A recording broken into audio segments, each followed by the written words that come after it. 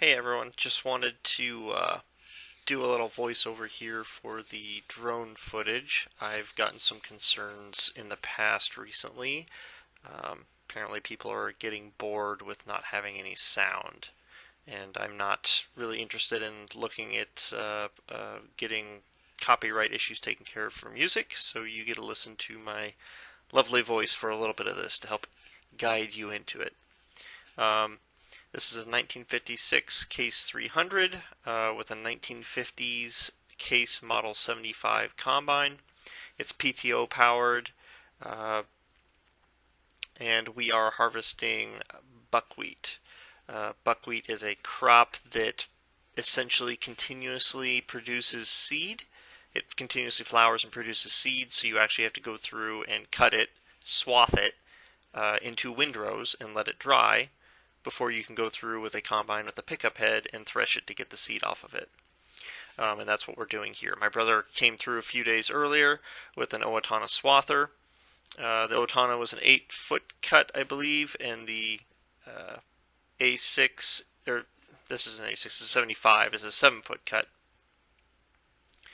Um, so when you're picking up these kinds of crops, you want to pick it up head first. So when the swather cuts it, it lays it down so they're all facing the correct direction, and the head is not the base of the stem. It's going to be the top where most of the seed is at. It feeds much better. If you pick it from the cut portion, the lower stem, it's basically going to bubble in front of the pickup head and not feed in very well.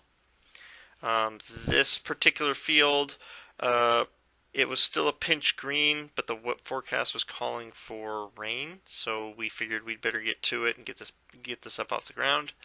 The unfortunate thing is we had a lot of buttonweed out in the field, which dried into basically like branches. So in a lot of places in there, it wasn't feeding very well, and it was just plugging up our feeder house, our canvases. And it didn't help that our canvases were getting a little loose. So you can tension them on their rollers, and it's kind of a process to get in there and get them tight. Anyone who's done it before probably knows the pain that you go through trying to get those canvas straps tightened.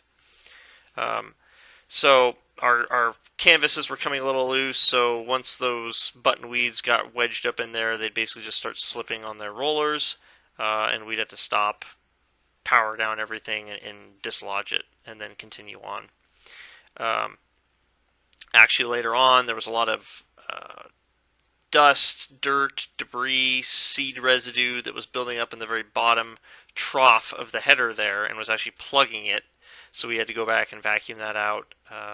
And I think that's kind of just a partial byproduct of the button weeds and just the nature of buckwheat in general out getting harvested like this. So you'll actually see it here in a little bit. We'll have to stop and get out and pull everything off the feeder and clean out the spike 2 cylinder before we can start again. These combines typically came from the factory with a spike 2 cylinder, so it's a cylinder with a bunch of teeth on it, and they spin around at high speed, and there is a piece that's stationary called a concave that sits with teeth that are, I guess, between the spike 2 cylinder teeth, and it just feeds the grain in and smashes them and knocks most of the grain off. And then there are shaker tables behind it that help shake and get any of the rest of the material separated from the seed, and then the material is spit out the back of the combine. We normally windrow, i.e. we don't have a beater running on the back of ours, so it comes out in a windrow that we can bale. We ended up not baling this just because it really didn't have much value to us. You will see or have seen that our grain sample wasn't the cleanest. We probably could have done some tinkering with the combine to get the settings a little bit finer so that we had less residue in our grain tank. But considering we were having as much trouble as we were with button weeds going through, we just decided to leave it. The company that we sell this buckwheat to is going to clean it anyways, so a little bit of residue in there isn't going to hurt.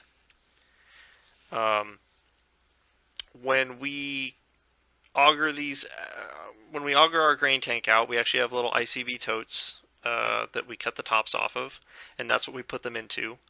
Most of the time, our crop is a little damp, just how it goes. We have some perforated grain bin vents that are at a 90 degree.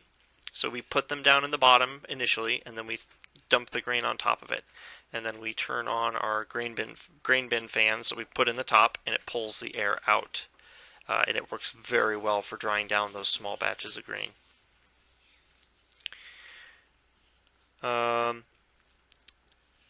The combine has a swinging drawbar, makes it a lot nicer for folding up for going down the road. It doesn't seem like it would, but it makes a world of difference between the tractor having to drive in the complete opposite lane to fit the combine on the road versus, riding the center line. We have an A6 combine. It's the precursor to this one. It's a 6-foot cut. Still uses the same canvases as a Model 75. And it does not have a swinging drawbar. It's not a PTO powered one either. It has a V4 Wisconsin, and the PTO powered one, especially in cases like this, is much better than having its own separate power unit. The 300 has a foot clutch, but it also has a hand clutch. The foot clutch will disengage power to the wheels and to the power takeoff shaft when you step in on it. The hand clutch will disengage power to the wheels but maintain power to the PTO shaft, which means if you need to stop the combine without disengaging it, then you simply throw the hand clutch. It will stop the tractor's forward motion but also keep the combine running. And here you can see we plugged it with some buckwheat and started slipping on the canvases. So my brother got the distinct pleasure of going through and unplugging it so we could get it fired back up.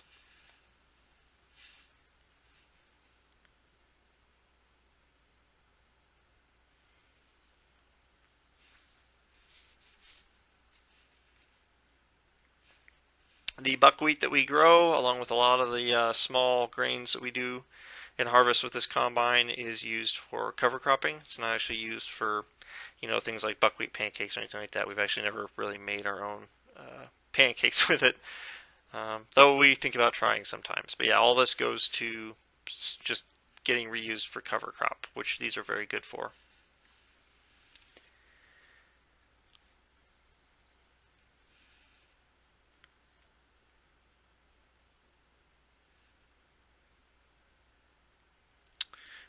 If you have any other questions, please feel free to put them in the comments. I will try to answer them as best I can. Hopefully we will have some more antique farming, antique combine harvesting videos for you guys in the future. It looks like right now this is going to be it for this year, so you'll have to wait until probably the middle of next summer for our next harvesting activity, which will hopefully be to harvest some alfalfa seed. So I will try and keep you guys informed and get you some new videos here soon. Enjoy the rest of the video.